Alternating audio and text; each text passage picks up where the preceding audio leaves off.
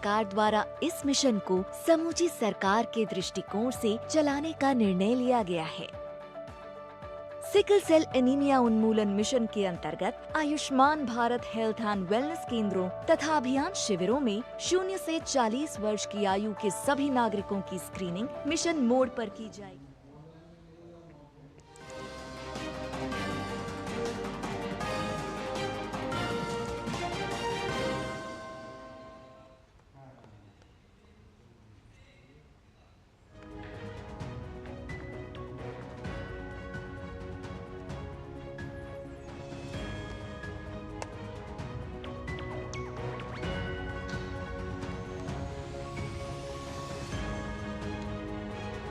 नमस्कार, DD news पर आप देख रहे हैं समाचारों का बुलेटिन। मैं हूं लाल चंद्र सिंह। देखते हैं खबरों को। सबसे पहले हेडलाइंस और उसके बाद देखेंगे खबरों को विस्तार से। सबसे पहले इस समय तक की हेडलाइंस। आज से शुरू हो रही नीट यूजी की काउंसलिंग अगले आदेश तक की गई स्थगित। सुप्रीम कोर्ट में नीट यूजी परीक्षा से जुड़ी याचिकाओं पर कल होगी सुनवाई। केंद्र पहले ही इस मुद्दे पर हलफनामा कर चुका है दाखिल।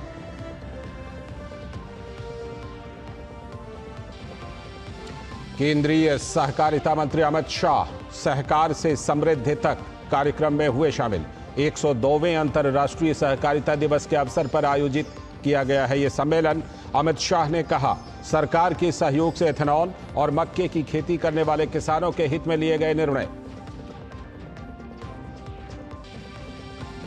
तमिलनाडु में बसपा अध्यक्ष आर्मस्ट्रांग की हत्या के बाद निशाने पर आई राज्य सरकार। भाजपा और बसपा सहित विपक्षी दलों ने राज्य की बिगड़ती कानून व्यवस्था पर डीएम की सरकार को घेरा।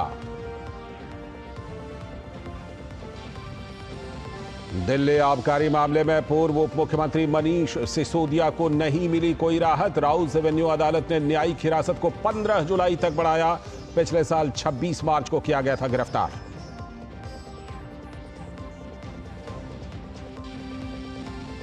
नेपाल के प्रधानमंत्री पुष्प कमल दहल प्रचंड 12 जुलाई को विश्वास मत करेंगे हासिल। सीपीएन यूएमएल के समर्थन वापस लेने के बाद अल्पमत में आई सरकार।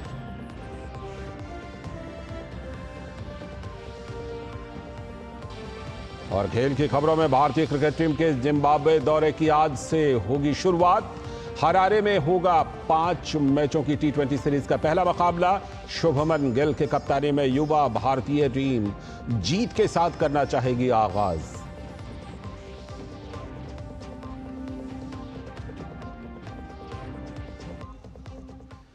ये थे इस समय तक की हेडलाइंस। अब देखते हैं खबरों को विस्तार से। और सबसे पहले इस समय की सबसे पहली और सबसे बड़ी खबर, 2024 के नीट यूजी परीक्षा में पास विद्यार्थियों को मेडिकल कॉलेजों में नामांकन कराने के लिए अभी और इंतजार करना पड़ेगा।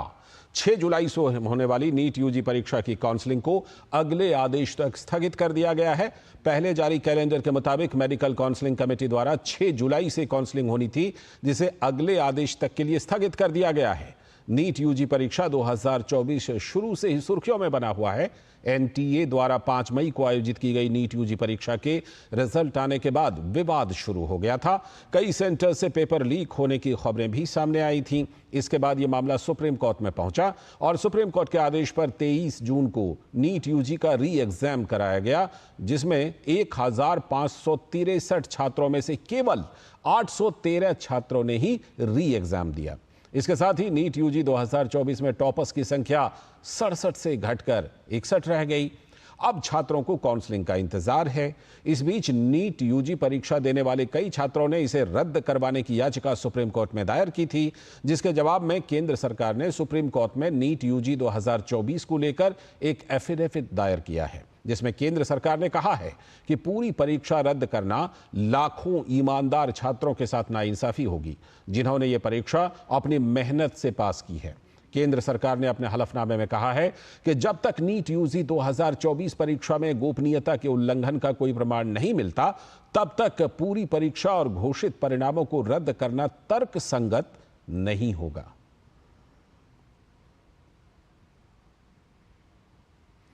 आज की एक और बड़ी खबर, केंद्रीय गृह एवं सहकारिता मंत्री अमित शाह ने अंतर्राष्ट्रीय सहकारिता दिवस पर गुजरात के गांधीनगर में आयोजित एक कार्यक्रम में हिस्सा लिया। इस कार्यक्रम में अमित शाह ने भारत ऑर्गेनिक आटा का उद्घाटन किया। अमित शाह के साथ इस कार्यक्रम में गुजरात के मुख्यमंत्री भूपेंद्र पटेल भी मौजूद रहे। केंद्रीय गृह मंत्री अमित शाह ने किसानों को सस्ते दर पर ऋण की आवश्यकता और सहकारिता क्षेत्र को मजबूत बनाने पर जोर दिया।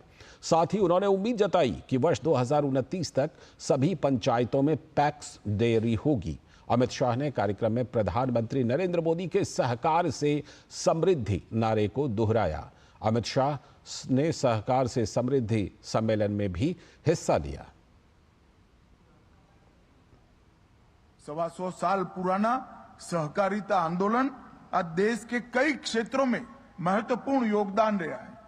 कृषि ऋण के वितरण में 20%, फर्टिलाइजर के वितरण में 35%, उत्पादन में 21%, चीनी में 31% उत्पादन, गेहूं की खरीदी में 13% और धान की खरीदी में 20%। एक महत्वपूर्ण योगदान ग्रामीण अर्थव्यवस्था और एग्रीकल्चर अर्थव्यवस्था में कोऑपरेटिव सेक्टर दे रहा है। नाफेड, इफको, अमूल, क्रिप्को, कई सारी हमारी सहकारी संस्थाएं विश्व भर में प्रसिद्ध हुई। एक बड़ी खबर तमिलनाडु से, बहुजन समाज पार्टी यानी बीएसपी की राष्ट्रीय अध्यक्ष मायावती ने तमिलनाडु बसपा अध्यक्ष के आर्मस्ट्रांग की हत्या पर गहरा शोक जताया है। मायावती ने तमिलनाडु सरकार से दोषियों के खिलाफ सख्त कार्रवाई की मांग की है। मायावती ने शनिवार को सोशल मीडिया प्लेटफॉर्म एक्स पर कहा कि आर्मस्ट्रांग की शुक्रवार की शाम उनके चेन्नई आवास के बाहर की गई जघन्य हत्या से पूरे समाज में दुख व आक्रोश की लहर है। सरकार को अविलंब सख्त कार्रवाई करनी चाहिए। उन्होंने कहा कि वो कल चेन्नई में आर्मस्ट्रांग के परिजनों से मुलाकात करेंगी। बीएसपी की तरफ से अध्यक्ष आर्मस्ट्रांग की हत्या की सीबीआई जांच की मांग भी की जा रही है। इसी को लेकर बीएसपी के कार्यकर्ताओं और समर्थकों ने चेन्नई में पूनमल्ली हाई रोड पर राजीव गांधी सरकारी अस्पताल के बाहर चक्का जाम कर प्रदर्शन किया और पुलिस प्रशासन के खिलाफ जमकर नारेबाजी की।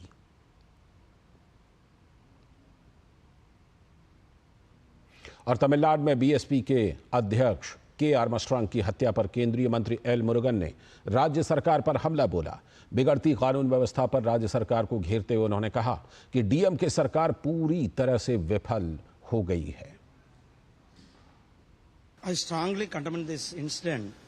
As a national party state president, he is unable to survive because of the law and order situation in Tamil Nadu.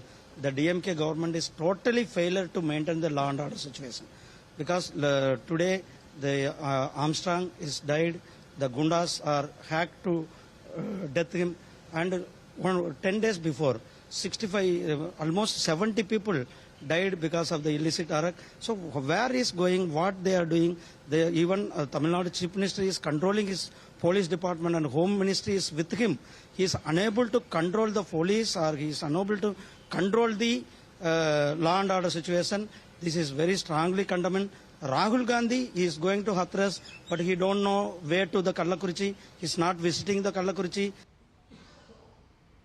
और वहीं भाजपा के नेता अमित मालवीय ने तमिलनाडु की घटनाओं को लेकर एक्स पर पोस्ट करते हुए लिखा, तमिलनाडु में जहरीली शराब त्रासदी में 65 से अधिक दलितों की जान जाने पर आवाज न उठाने के कारण आलोचना झेल रहे बालक बुद्धि राहुल गांधी ने अपनी चिंता दर्ज कराने के लिए एक कपटपूर्ण टिप्पणी की है। लेकिन तमिलनाडु सरकार के संपर्क में रहने से कांग्रेस नेताओं को कैसे मदद मिलेगी, जब सीएम एम.के. स्टालिन ही कानून व्यवस्था बनाए रखने में विफल रहे हैं। बसपा नेता आर्मस्ट्रांग की हत्या की जांच सीबीआई से कराई जाए।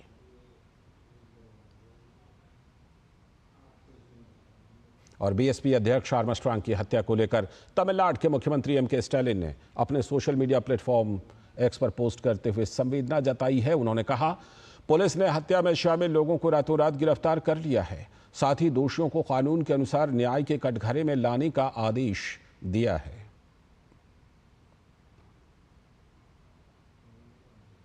और बीएसपी के प्रदेश अध्यक्ष के आर्मस्ट्रांग की हत्या के मामले पर स्टालिन सरकार लगातार घिरती जा रही है। ऐसे में कांग्रेस भी मामले में कड़ी कार्रवाई की बात अब करने लगी है। तमिलनाडु कांग्रेस अध्यक्ष ने राज्य सरकार से आरोपियों के खिलाफ जल्द कार्रवाई की मांग की है। The police should take proper action. Who is the culprit behind this murder? We have to bring to before the law who is the real accused, who is behind this murder. We are requesting to Tamil Nadu government like that. They want to burial their own place. Already actor Vijaykanth, we given the party office, they buried. How can we deny this burial? He is a leader of the national party. We have to give respect. और अब बात हाथरस हादसे की, जिसकी जांच के लिए गठित न्यायिक जांच आयोग की 3 सदस्यीय टीम हाथरस पहुंच चुकी है। टीम यहां मामले से जुड़े हर पहलू की जांच कर रही है। हालांकि इस दौरान टीम मीडिया से दूरी बनाए हुए है। जांच आयोग की टीम हाथरस की पुलिस लाइन पहुंची। न्यायिक जांच आयोग की टीम में इलाहाबाद हाईकोर्ट के रिटायर्ड जज ब्रजेश कुमार श्रीवास्तव, पूर्व IAS हेमंत राव और पूर्व IPS भवेश कुमार सिंह शामिल हैं। अगली खबर, लोकसभा अध्यक्ष ओम बिरला आज अपने संसदीय क्षेत्र राजस्थान में कोटा बूंदी के दौरे पर हैं। लोकसभा अध्यक्ष के रूप में चुने जाने के बाद ओम बिरला पहली बार कोटा पहुंचे हैं। ऐसे में कोटा बूंदी के लोगों ने जगह जगह पर ओम बिरला का जमकर स्वागत किया। मीडिया कर्मी से बातचीत में उन्होंने विश्वास व्यक्त किया कि केंद्र और राज्य दोनों में भारतीय जनता पार्टी की सरकारें हैं। ऐसे में उन्हें उम्मीद है कि डबल इंजन की भाजपा सरकार द्वारा युवाओं को रोजगार समेत विकास का नया कीर्तिमान स्थापित होगा।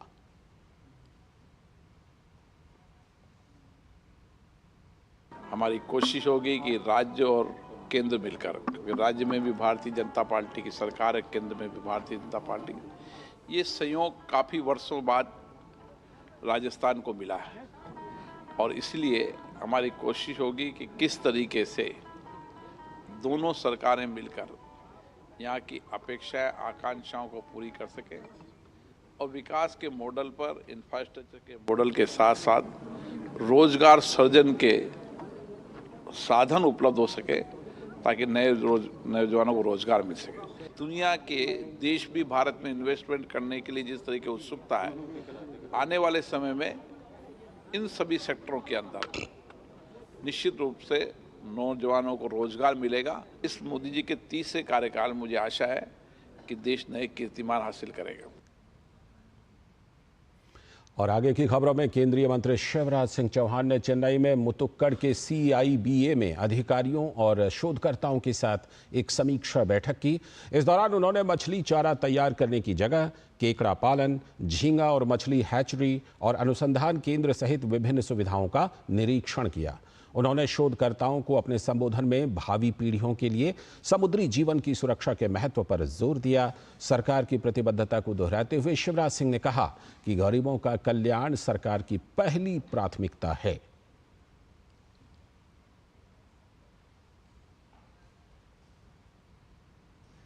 आने वाली पीढ़ियां हमारी भी और जीव जंतुओं की भी सुरक्षित रहे, कि पर्यावरण पर विपरीत प्रभाव ना पड़े, उसकी कोशिश करते हुए हम आगे बढ़ें। और सबसे बड़ी बात यह है कि हमारे लाखों लाख भाई और बहनों को रोजगार के नए अवसर मिलते रहें ताकि उनकी जिंदगी की गाड़ी, उनकी आजीविका चले। अगली खबर, प्रधानमंत्री नरेंद्र मोदी 8 से लेकर 10 जुलाई के बीच रूस और ऑस्ट्रिया की आधिकारिक यात्रा पर रहेंगे। 8 और 9 जुलाई को रूस की 2 दिवसीय यात्रा के दौरान पीएम भारत रूस वार्षिक शिखर सम्मेलन में शामिल होंगे। इस दौरान दोनों देशों के बीच बहुआयामी संबंधों पर विस्तृत समीक्षा होने की संभावना है। वहीं रूस के बाद पीएम मोदी ऑस्ट्रिया जाएंगे। 41 वर्षों में किसी भी भारतीय प्रधानमंत्री की ये पहली ऑस्ट्रिया यात्रा है और राजनयिक संबंधों की दृष्टि से इसे बेहद अहम माना जा रहा है। भारत और रूस के बीच गहरे आर्थिक और राजनीतिक संबंध हैं और लगातार बदलते भू राजनीतिक परिदृश्य के बावजूद दोनों देशों के संबंध दिन ब दिन प्रगाढ़ होते जा रहे हैं। ऐसे में प्रधानमंत्री नरेंद्र मोदी की आगामी रूस यात्रा पर पूरी दुनिया की नजर है। प्रधानमंत्री नरेंद्र मोदी रूस के राष्ट्रपति व्लादिमीर पुतिन के आमंत्रण पर 22वें भारत रूस वार्षिक शिखर सम्मेलन में भाग लेने के लिए 8 से 9 जुलाई को मॉस्को में होंगे।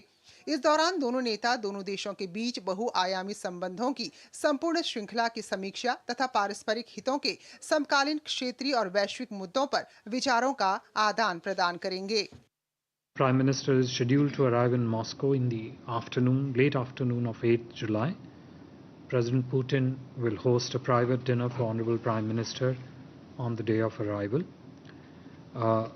The next day, Honorable Prime Minister's interactions would include an interface with the Indian community in Russia.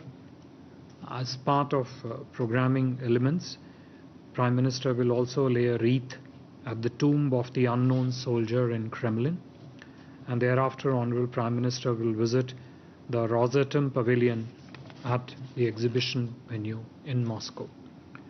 These engagements will be followed by a restricted level talk between the two leaders, which will then be followed by delegation level talks led by Honorable Prime Minister and the Russian President.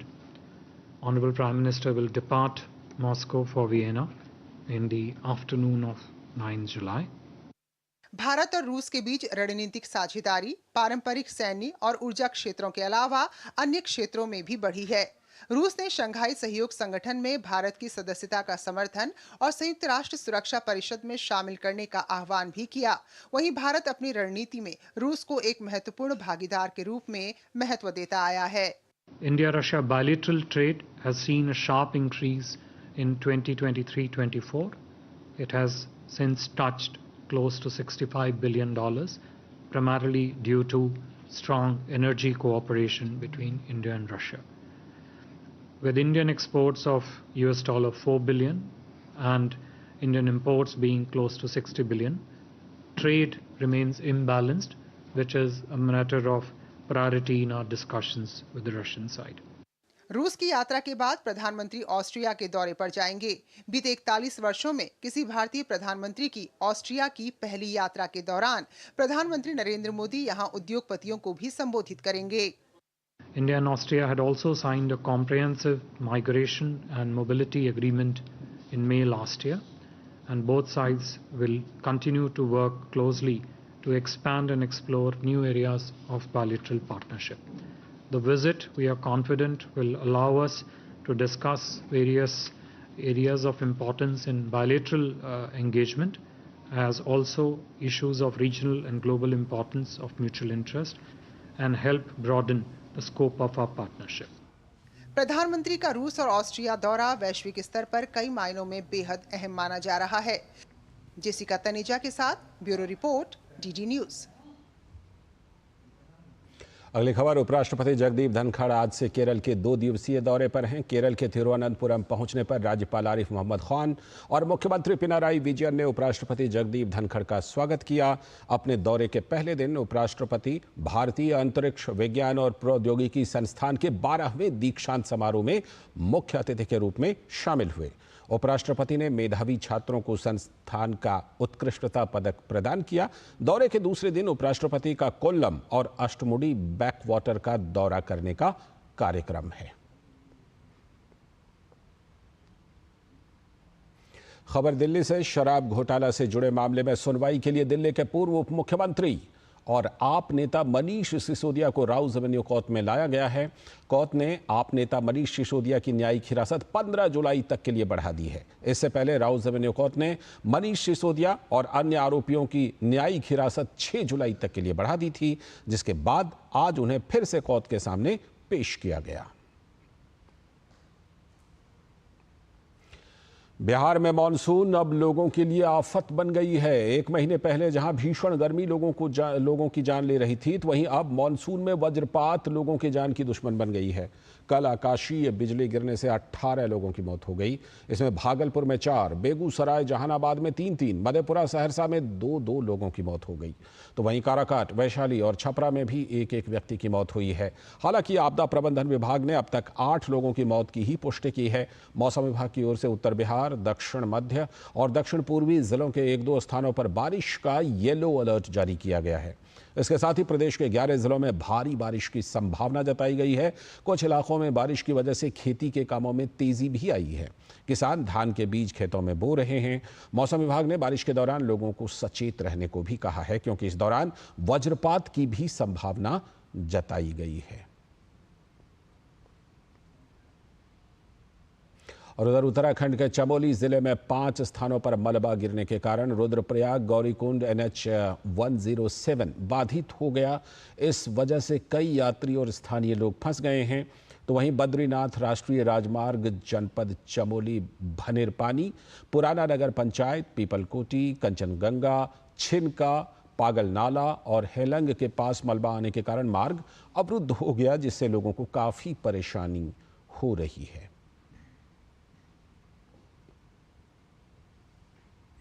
अगली खबर, भगवान जगन्नाथ की रथ यात्रा पिछले साल के मुकाबले और भी भव्य होने जा रही है।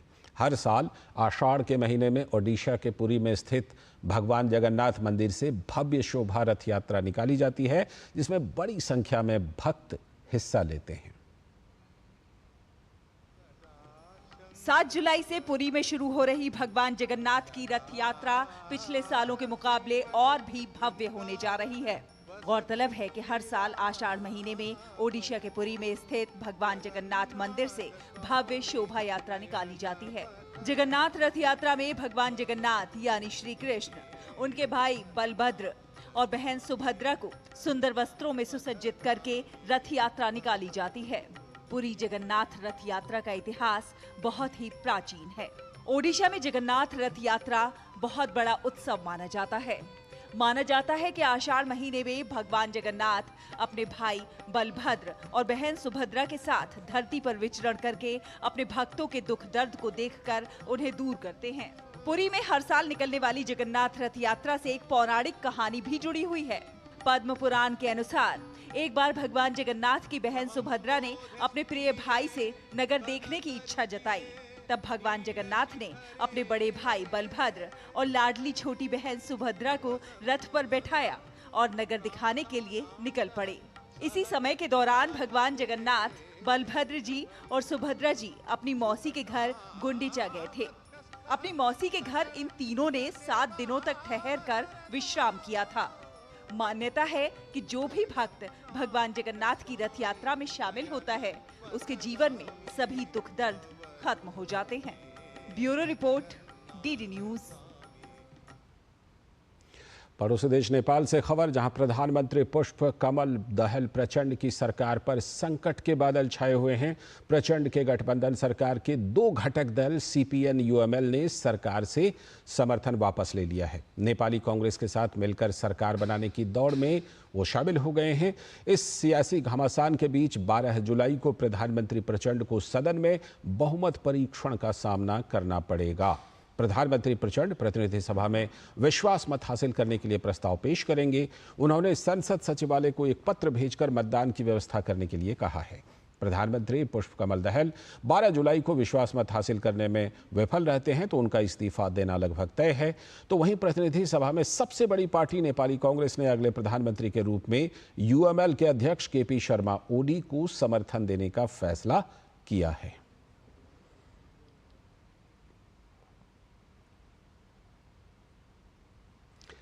कल देश के जिन वीर सपूतों को वीरता पुरस्कार से सम्मानित किया गया, उनमें से एक कैप्टन अंशुमान सिंह भी हैं, जिन्हें मरणोपरांत कीर्ति चक्र से सम्मानित किया गया है। अब उनकी पत्नी स्मृति का एक वीडियो सामने आया है। ये वीडियो बेहद भावनात्मक है, जिससे स्मृति ने अपने पति की वीरता से भरी बातों और यादों को साझा किया है। He was very much capable. He would tell me, I'll die with a brass in my chest. Just because I am not going to die an ordinary death like nobody would know. Captain Anshuman Singh ने असाधारण बहादुरी एवं त्याग का परिचय देते हुए देश हित में अपना सर्वोच्च बलिदान दिया। सम्मान ग्रहण करेंगी उनकी धर्मपत्नी श्रीमती स्मृति एवं माता Shrimati Manju Singh.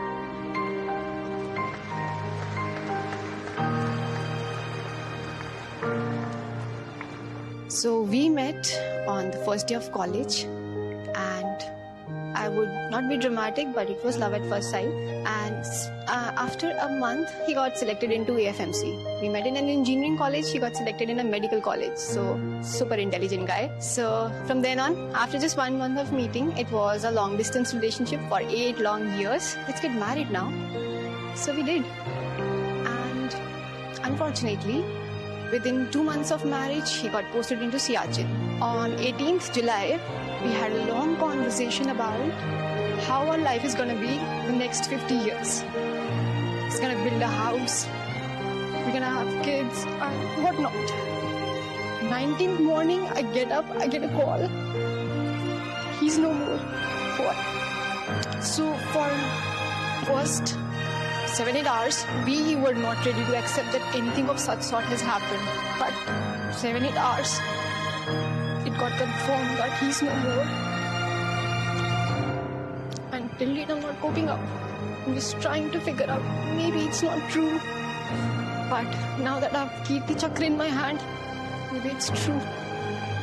But it's okay. He's a hero. So we can manage a little of our lives because he's managed a lot. He's given up all his life, all his families, just to save other 3 families, his army family.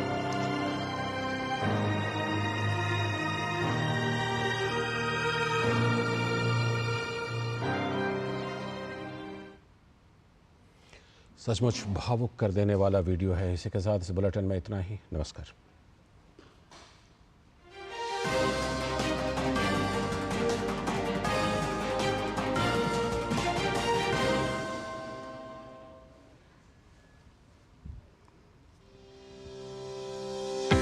आदरणीय प्रधानमंत्री के नेतृत्व में हमारा राष्ट्र स्वास्थ्य सेवाओं में महत्वपूर्ण विकास देख रहा है। पिछले कुछ वर्षों में स्वास्थ्य सेवाओं तक पहुंच बेहतर बनाने, गुणवत्ता को सुधारने और स्वास्थ्य सेवाओं पर व्यक्ति के निजी व्यय को कम करने के अनेक उपाय किए गए हैं। बीते 9 वर्षों में भारत में भी स्वास्थ्य सेवाओं को लेकर बहुत ईमानदारी से, बहुत कुशलता से कार्य करने का प्रयास किया गया है। स्वास्थ्य क्षेत्र में हो रहे अभूतपूर्व कार्यों में से एक है राष्ट्रीय सिकल सेल एनीमिया उन्मूलन मिशन। सिकल सेल एनीमिया एक आनुवांशिक रक्त रोग है जिसके लिए आजीवन प्रबंधन की आवश्यकता होती है। इससे ग्रस्त व्यक्ति को जीवन भर कई तरह की समस्याओं का सामना करना पड़ सकता है। बच्चों में मृत्यु दर बढ़ने का सिकल सेल रोग भी एक प्रमुख कारण है। सिकल सेल के रोगी 2 प्रकार के होते हैं, सिकल सेल वाहक और सिकल सेल रोगी। सिकल सेल वाहक में गंभीर लक्षण नहीं होते, पर यह विकार को अगली पीढ़ी में बढ़ाते हैं। सिकल सेल रोग गंभीर विषय है तथा इससे आदिवासी बाहुल्य जिले के लोग ज्यादा प्रभावित हैं। जनजातीय आबादी में इस विषय की जागरूकता की कमी होने के कारण सिकल सेल के लक्षणों का देर से पता चलता है, इसलिए पीढ़ी दर पीढ़ी इस रोग का निरंतर प्रसार होता रहता है। माननीय प्रधानमंत्री जी के मार्गदर्शन में गुजरात एवं मध्य प्रदेश राज्यों में सिकल सेल एनीमिया उन्मूलन के लिए प्रोजेक्ट्स चलाए जा चुके हैं। इनमें सफल परिणामों से इस विषय की गंभीरता को समझने में मदद मिली है। अब उनके नेतृत्व में इस मिशन को देश भर में लागू करने का निर्णय लिया गया है। इसीलिए वर्ष 2023 से 24 के केंद्रीय बजट में सिकल सेल एनीमिया उन्मूलन मिशन की घोषणा की गई। यह मिशन बहुआयामी जागरूकता प्रयासों तथा यूनिवर्सल स्क्रीनिंग के माध्यम से आदिवासी नागरिकों को स्वस्थ, पीड़ा मुक्त और लंबा जीवन देने में कारगर साबित होगा। भारत सरकार द्वारा इस मिशन को समूची सरकार के दृष्टिकोण से चलाने का निर्णय लिया गया है। सिकल सेल एनीमिया उन्मूलन मिशन के अंतर्गत Ayushman Bharat health and wellness केंद्रों तथा अभियान शिविरों में 0 से 40 वर्ष की आयु के सभी नागरिकों की स्क्रीनिंग मिशन मोड पर की जाएगी, ताकि वर्ष 2025 से 26 तक 17 प्रभावित राज्यों के लगभग 7 करोड़ लोगों की जांच की जा सके। प्रत्येक स्क्रीन किए गए व्यक्ति को उनका स्टेटस बताने तथा जेनेटिक काउंसलिंग हेतु कलर कोडेड कार्ड भी दिया जाएगा। महिला एवं पुरुष द्वारा कार्ड मिलान करने पर उनके भावी बच्चे में सिकल सेल एनीमिया होने की संभावना का तुरंत पता चल जाएगा। यदि इस कार्ड का मिलान विवाह पूर्व किया जाए तो सिकल सेल रोग के प्रसार को रोकने और उसके उन्मूलन में अविश्वसनीय मदद मिलेगी। अभियान के अपेक्षित परिणाम पाने के लिए सिकल सेल रोग प्रबंधन में 3 प्रकार की समावेशी रणनीति का इस्तेमाल किया जाएगा।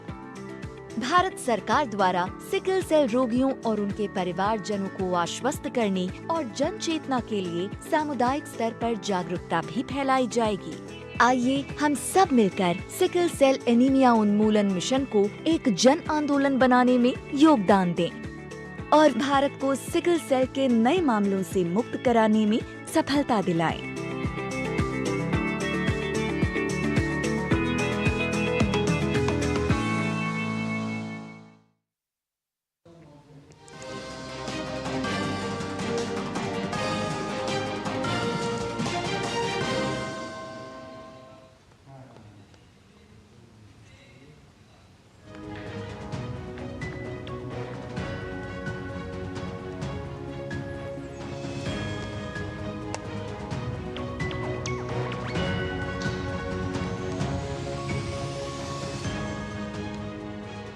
नमस्कार, डीडी न्यूज पर आप देख रहे हैं समाचारों का बुलेटिन। मैं हूं लाल चंद्र सिंह। देखते हैं खबरों को सबसे पहले हेडलाइंस और उसके बाद देखेंगे खबरों को विस्तार से। सबसे पहले इस समय तक की हेडलाइंस। आज से शुरू हो रही नीट यूजी की काउंसलिंग अगले आदेश तक की गई स्थगित। सुप्रीम कोर्ट में नीट यूजी परीक्षा से जुड़ी याचिकाओं पर कल होगी सुनवाई। केंद्र पहले ही इस मुद्दे पर हलफनामा कर चुका है दाखिल।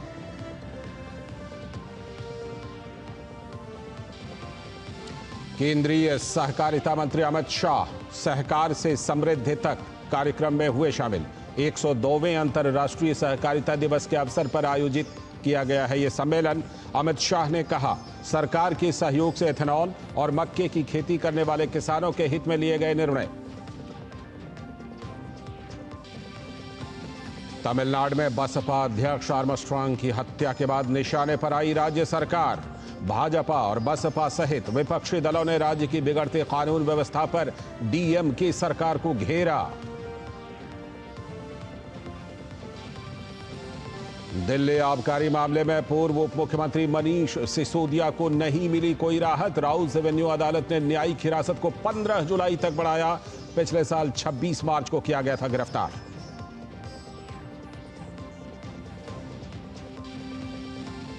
नेपाल के प्रधानमंत्री पुष्प कमल दहल प्रचंड 12 जुलाई को विश्वास मत करेंगे हासिल। सीपीएन यूएमएल के समर्थन वापस लेने के बाद अल्पमत में आई सरकार।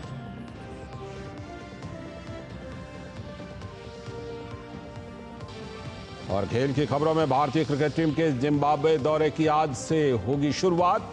हरारे में होगा 5 मैचों की टी20 सीरीज का पहला मुकाबला। शुभमन गिल के कप्तानी में युवा भारतीय टीम जीत के साथ करना चाहेगी आगाज।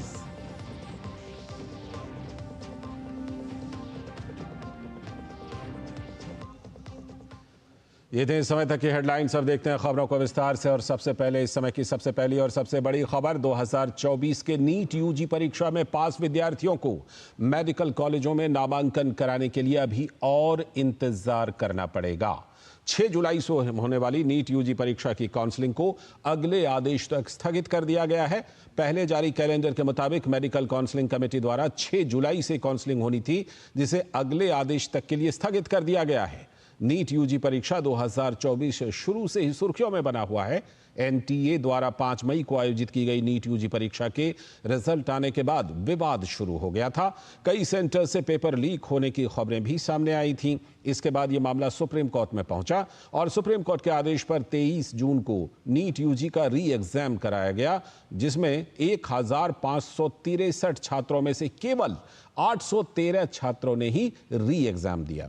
इसके साथ ही नीट यूजी 2024 में टॉपर्स की संख्या 67 से घटकर 61 रह गई। अब छात्रों को काउंसलिंग का इंतजार है। इस बीच नीट यूजी परीक्षा देने वाले कई छात्रों ने इसे रद्द करवाने की याचिका सुप्रीम कोर्ट में दायर की थी, जिसके जवाब में केंद्र सरकार ने सुप्रीम कोर्ट में नीट यूजी 2024 को लेकर एक एफिडेविट दायर किया है, जिसमें केंद्र सरकार ने कहा है कि पूरी परीक्षा रद्द करना लाखों ईमानदार छात्रों के साथ नाइंसाफी होगी, जिन्होंने ये परीक्षा अपनी मेहनत से पास की है।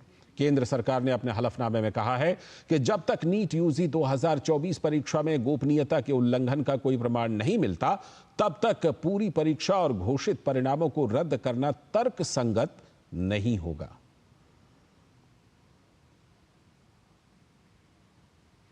आज की एक और बड़ी खबर, केंद्रीय गृह एवं सहकारिता मंत्री अमित शाह ने अंतर्राष्ट्रीय सहकारिता दिवस पर गुजरात के गांधीनगर में आयोजित एक कार्यक्रम में हिस्सा लिया। इस कार्यक्रम में अमित शाह ने भारत ऑर्गेनिक आटा का उद्घाटन किया। अमित शाह के साथ इस कार्यक्रम में गुजरात के मुख्यमंत्री भूपेंद्र पटेल भी मौजूद रहे। केंद्रीय गृह मंत्री अमित शाह ने किसानों को सस्ते दर पर ऋण की आवश्यकता और सहकारिता क्षेत्र को मजबूत बनाने पर जोर दिया। साथ ही उन्होंने उम्मीद जताई कि वर्ष 2029 तक सभी पंचायतों में पैक्स डेयरी होगी। अमित शाह ने कार्यक्रम में प्रधानमंत्री नरेंद्र मोदी के सहकार से समृद्धि नारे को दोहराया। अमित शाह ने सहकार से समृद्धि सम्मेलन में भी हिस्सा लिया। 125 साल पुराना सहकारिता आंदोलन आज देश के कई क्षेत्रों में महत्वपूर्ण योगदान रहा है। कृषि ऋण के वितरण में 20%, फर्टिलाइजर के वितरण में 35%, उत्पादन में 21%, चीनी में 31% उत्पादन, गेहूं की खरीदी में 13% और धान की खरीदी में 20%। एक महत्वपूर्ण योगदान ग्रामीण अर्थव्यवस्था और एग्रीकल्चर अर्थव्यवस्था में कोऑपरेटिव सेक्टर दे रहा है। नाफेड, इफको, अमूल, क्रिप्को, कई सारी हमारी सहकारी संस्थाएं विश्व भर में प्रसिद्ध हुई। एक बड़ी खबर तमिलनाडु से, बहुजन समाज पार्टी यानी बीएसपी की राष्ट्रीय अध्यक्ष मायावती ने तमिलनाडु बसपा अध्यक्ष के आर्मस्ट्रांग की हत्या पर गहरा शोक जताया है। मायावती ने तमिलनाडु सरकार से दोषियों के खिलाफ सख्त कार्रवाई की मांग की है। मायावती ने शनिवार को सोशल मीडिया प्लेटफॉर्म एक्स पर कहा कि आर्मस्ट्रांग की शुक्रवार की शाम उनके चेन्नई आवास के बाहर की गई जघन्य हत्या से पूरे समाज में दुख व आक्रोश की लहर है। सरकार को अविलंब सख्त कार्रवाई करनी चाहिए। उन्होंने कहा कि वो कल चेन्नई में आर्मस्ट्रांग के परिजनों से मुलाकात करेंगी। बीएसपी की तरफ से अध्यक्ष आर्मस्ट्रांग की हत्या की सीबीआई जांच की मांग भी की जा रही है। इसी को लेकर बीएसपी के कार्यकर्ताओं और समर्थकों ने चेन्नई में पूनमल्ली हाई रोड पर राजीव गांधी सरकारी अस्पताल के बाहर चक्का जाम कर प्रदर्शन किया और पुलिस प्रशासन के खिलाफ जमकर नारेबाजी की।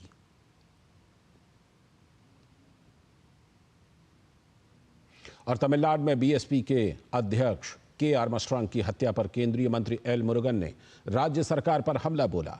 बिगड़ती कानून व्यवस्था पर राज्य सरकार को घेरते हुए उन्होंने कहा कि डीएमके सरकार पूरी तरह से विफल हो गई है। I strongly condemn this incident. Is a national party state president. He is unable to survive because of the law and order situation in Tamil Nadu. The DMK government is totally failure to maintain the law and order situation. Because today the Armstrong is died, the Gundas are hacked to death him, and 10 days before, 65, almost 70 people died because of the illicit arak. So where is going, what they are doing? Even Tamil Nadu Chief Minister is controlling his police department and Home Ministry is with him. He is unable to control the police, or he is unable to control the law and order situation. This is very strongly condemned. Rahul Gandhi is going to Hathras, but he don't know where to the Kallakurichi. He is not visiting the Kallakurichi. और वहीं भाजपा के नेता अमित मालवीय ने तमिलनाडु की घटनाओं को लेकर x पर पोस्ट करते हुए लिखा, तमिलनाडु में जहरीली शराब त्रासदी में 65 से अधिक दलितों की जान जाने पर आवाज न उठाने के कारण आलोचना झेल रहे बालक बुद्धि राहुल गांधी ने अपनी चिंता दर्ज कराने के लिए एक कपटपूर्ण टिप्पणी की है। लेकिन तमिलनाडु सरकार के संपर्क में रहने से कांग्रेस नेताओं को कैसे मदद मिलेगी, जब सीएम एम.के. स्टालिन ही कानून व्यवस्था बनाए रखने में विफल रहे हैं। बसपा नेता आर्मस्ट्रांग की हत्या की जांच सीबीआई से कराई जाए।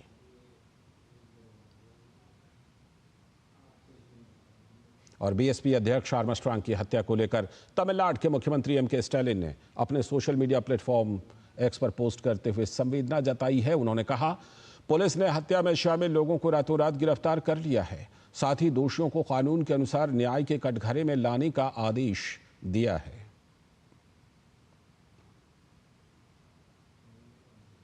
और बीएसपी के प्रदेश अध्यक्ष के आर्मस्ट्रांग की हत्या के मामले पर स्टालिन सरकार लगातार घिरती जा रही है। ऐसे में कांग्रेस भी मामले में कड़ी कार्रवाई की बात अब करने लगी है। तमिलनाडु कांग्रेस अध्यक्ष ने राज्य सरकार से आरोपियों के खिलाफ जल्द कार्रवाई की मांग की है। The police should take proper action. Who is the culprit behind this murder? We have to bring to before the law who is the real accused, who is behind this murder. We are requesting to Tamil Nadu government like that. They want to burial their own place. Already actor Vijaykanth, we given the party office, they buried. How can we deny this burial? He is a leader of the national party. We have to give respect. और अब बात हाथरस हादसे की, जिसकी जांच के लिए गठित न्यायिक जांच आयोग की 3 सदस्यीय टीम हाथरस पहुंच चुकी है। टीम यहां मामले से जुड़े हर पहलू की जांच कर रही है। हालांकि इस दौरान टीम मीडिया से दूरी बनाए हुए है। जांच आयोग की टीम हाथरस की पुलिस लाइन पहुंची। न्यायिक जांच आयोग की टीम में इलाहाबाद हाईकोर्ट के रिटायर्ड जज ब्रजेश कुमार श्रीवास्तव, पूर्व IAS हेमंत राव और पूर्व IPS भवेश कुमार सिंह शामिल हैं। अगली खबर, लोकसभा अध्यक्ष ओम बिरला आज अपने संसदीय क्षेत्र राजस्थान में कोटा बूंदी के दौरे पर हैं। लोकसभा अध्यक्ष के रूप में चुने जाने के बाद ओम बिरला पहली बार कोटा पहुंचे हैं। ऐसे में कोटा बूंदी के लोगों ने जगह जगह पर ओम बिरला का जमकर स्वागत किया। मीडिया कर्मी से बातचीत में उन्होंने विश्वास व्यक्त किया कि केंद्र और राज्य दोनों में भारतीय जनता पार्टी की सरकारें हैं। ऐसे में उन्हें उम्मीद है कि डबल इंजन की भाजपा सरकार द्वारा युवाओं को रोजगार समेत विकास का नया कीर्तिमान स्थापित होगा।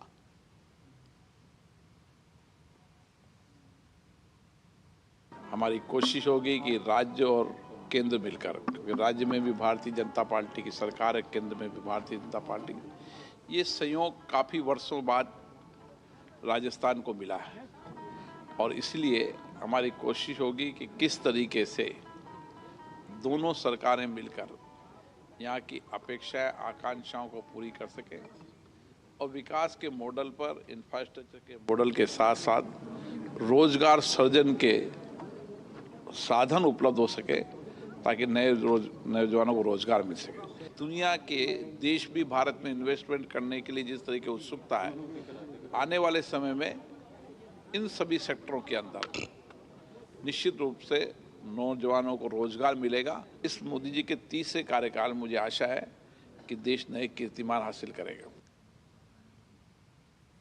और आगे की खबरों में केंद्रीय मंत्री शिवराज सिंह चौहान ने चेन्नई में मुतुक्कड़ के CIBA में अधिकारियों और शोधकर्ताओं के साथ एक समीक्षा बैठक की। इस दौरान उन्होंने मछली चारा तैयार करने की जगह, केकड़ा पालन, झींगा और मछली हैचरी और अनुसंधान केंद्र सहित विभिन्न सुविधाओं का निरीक्षण किया। उन्होंने शोधकर्ताओं को अपने संबोधन में भावी पीढ़ियों के लिए समुद्री जीवन की सुरक्षा के महत्व पर जोर दिया। सरकार की प्रतिबद्धता को दोहराते हुए शिवराज सिंह ने कहा कि गरीबों का कल्याण सरकार की पहली प्राथमिकता है।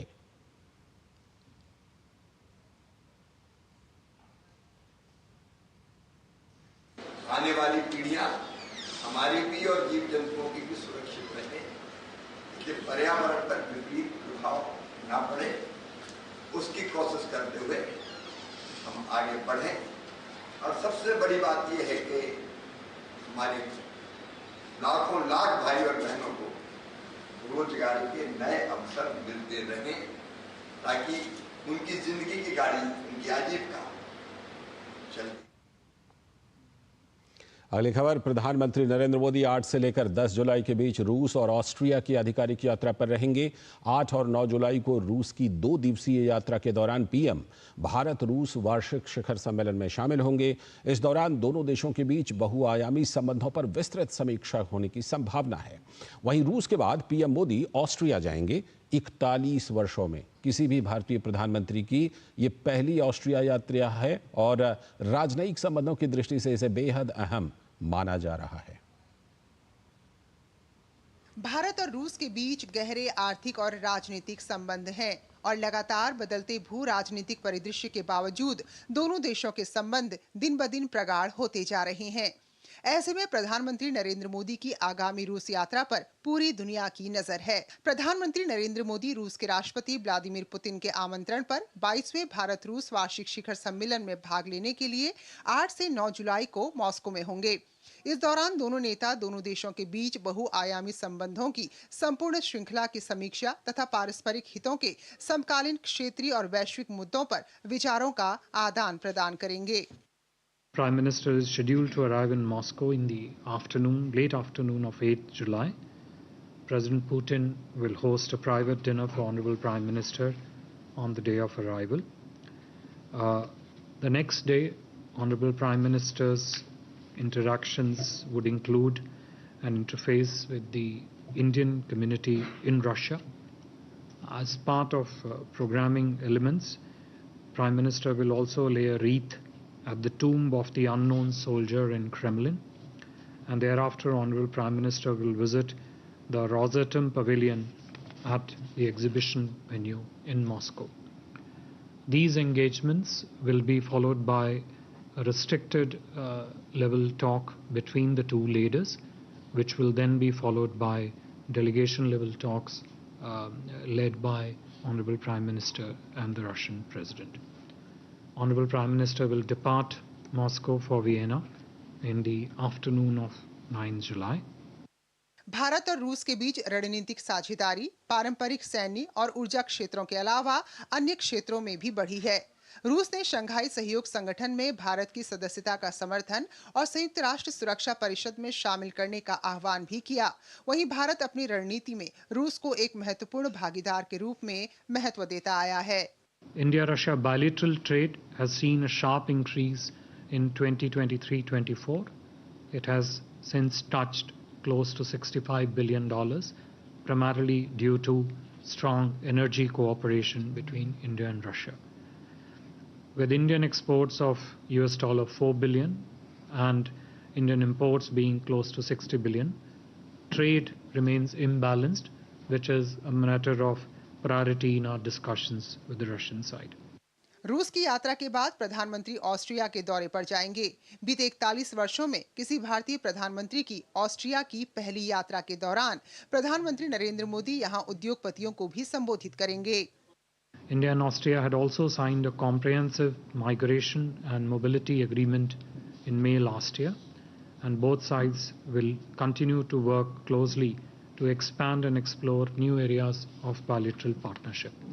The visit, we are confident, will allow us to discuss various areas of importance in bilateral engagement, as also issues of regional and global importance of mutual interest, and help broaden the scope of our partnership. प्रधानमंत्री का रूस और Austria दौरा वैश्विक स्तर पर कई मायनों में बेहद अहम माना जा रहा है। जेसिका तनेजा के साथ ब्यूरो रिपोर्ट, डीडी न्यूज।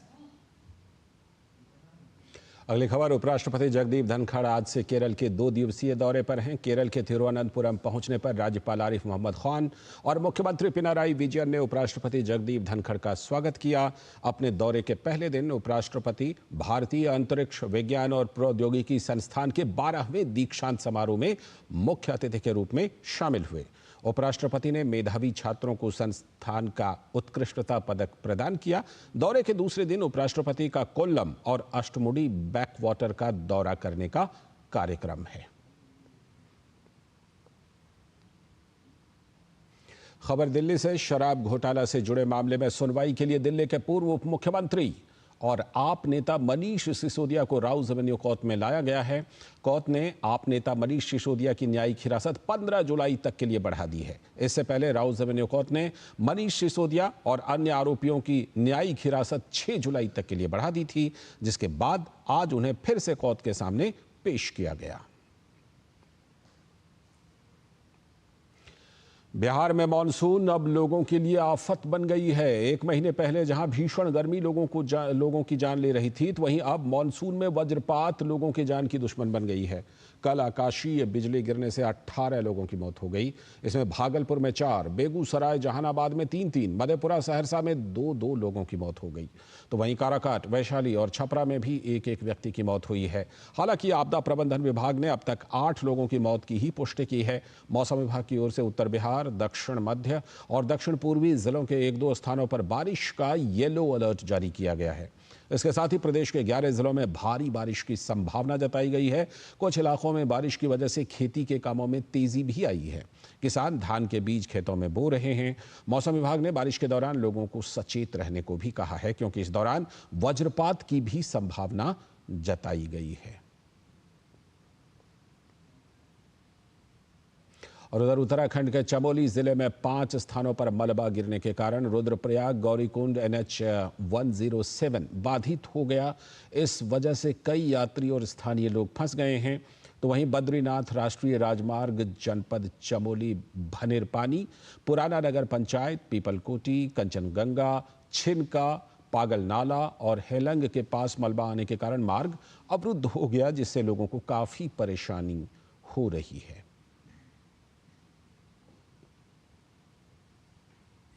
अगली खबर, भगवान जगन्नाथ की रथ यात्रा पिछले साल के मुकाबले और भी भव्य होने जा रही है।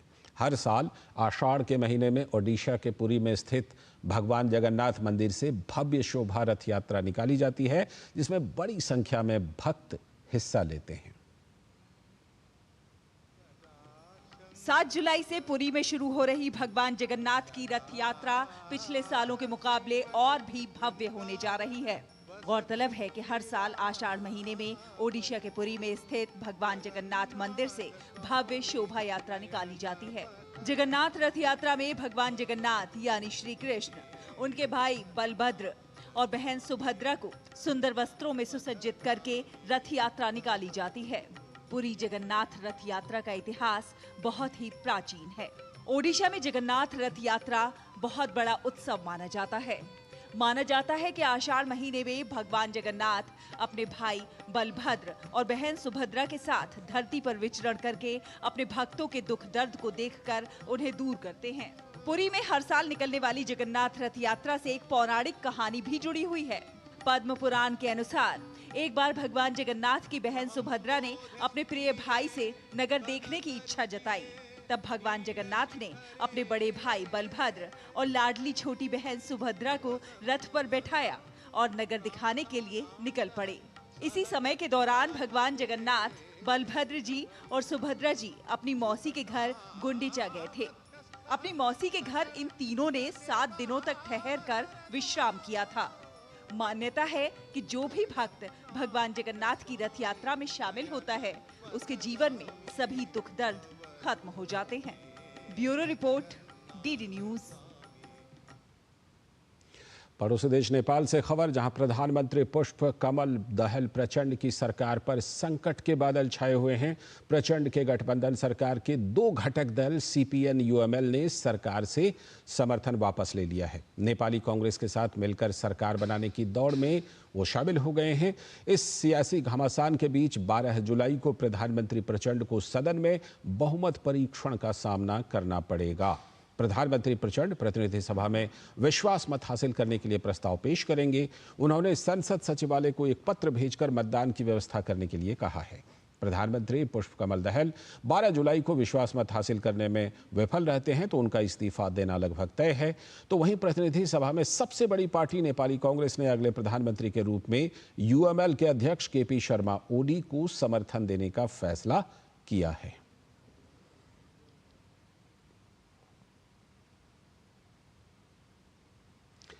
कल देश के जिन वीर सपूतों को वीरता पुरस्कार से सम्मानित किया गया, उनमें से एक कैप्टन अंशुमान सिंह भी हैं, जिन्हें मरणोपरांत कीर्ति चक्र से सम्मानित किया गया है।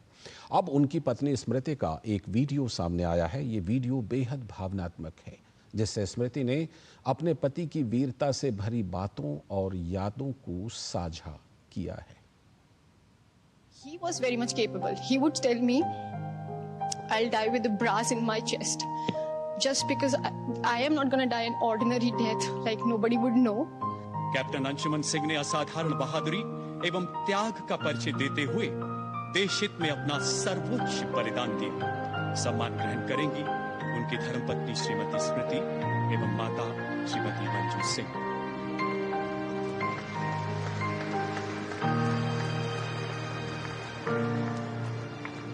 So we met on the first day of college, and I would not be dramatic, but it was love at first sight. And after a month, he got selected into AFMC. We met in an engineering college. He got selected in a medical college. So super intelligent guy. So from then on, after just 1 month of meeting, it was a long distance relationship for 8 long years. Let's get married now. So we did. And unfortunately, within 2 months of marriage, he got posted into Siachen. On 18th July, we had a long conversation about how our life is going to be the next 50 years. He's going to build a house, we're going to have kids, and whatnot. 19th morning, I get up, I get a call. He's no more. What? So for first 7-8 hours, we were not ready to accept that anything of such sort has happened. But 7-8 hours, it got confirmed that he's no more. And till date, I'm not coping up. I'm just trying to figure out, maybe it's not true. But now that I have Kirti Chakra in my hand, maybe it's true.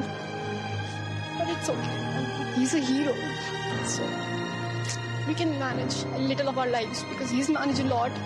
He's given up all his life, all his families, just to save other 3 families, his army family.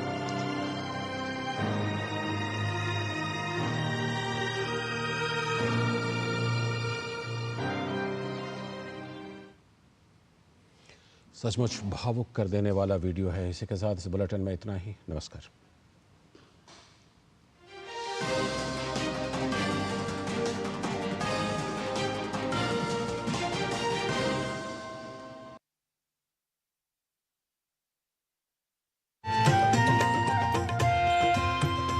नए दिन की करें शुरुआत भारतीय ज्ञान परंपरा, संस्कृत और स्वास्थ्य के साथ। स्वास्थ्य में उपयोगी आयुष पद्धति